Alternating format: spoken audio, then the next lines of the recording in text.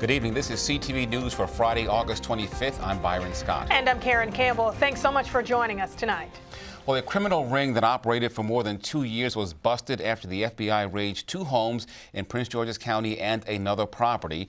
Now a dozen people are facing federal charges for stealing credit card numbers and other crimes. Denise Douglas spoke with a neighbor in the Temple Hills community where one of the homes is located.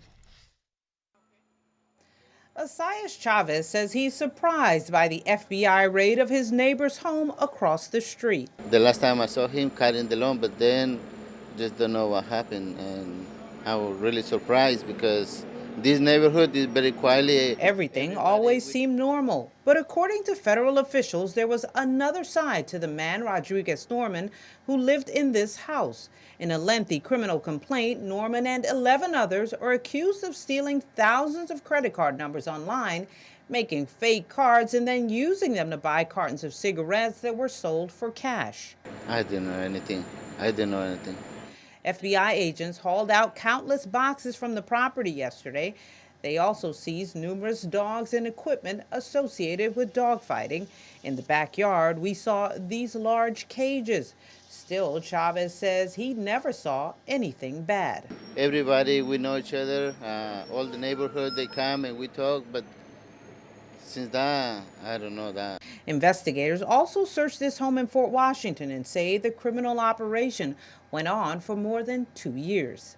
Denise Douglas, CTV News. As for the dogs that were seized, we spoke with the SPCA, who would not confirm they are housing the dogs. Officials did say that they were on site and involved in the process.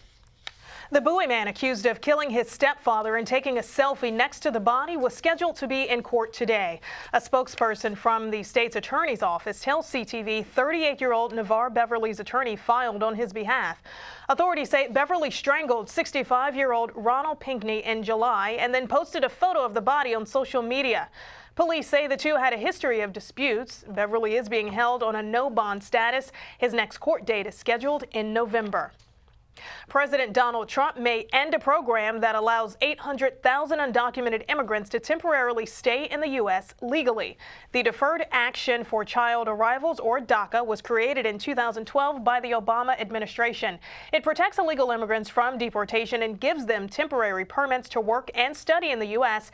if they were brought here as children. Now, in January, Trump announced they had nothing to worry about, but now more than 10 state attorneys general are threatening to sue the U.S. government to phase out the program. Some Republicans say DACA gives amnesty to illegal immigrants.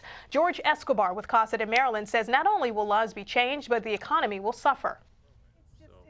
In Maryland, Virginia, we're looking at well over 25 to 30,000 kids, wage earners that are deeply ingrained into our economy and our society, and in our universities. To take away their opportunity to do that overnight is the definition of injustice.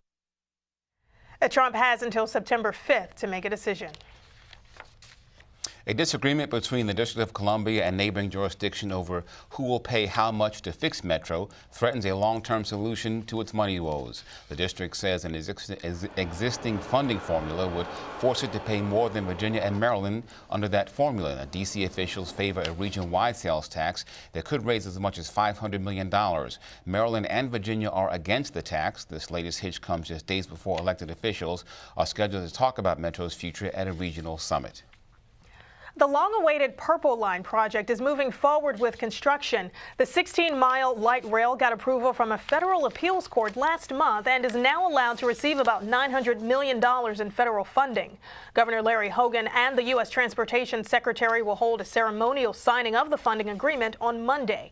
The Purple Line will connect New Carrollton, College Park, Langley Park, Silver Spring, and Bethesda.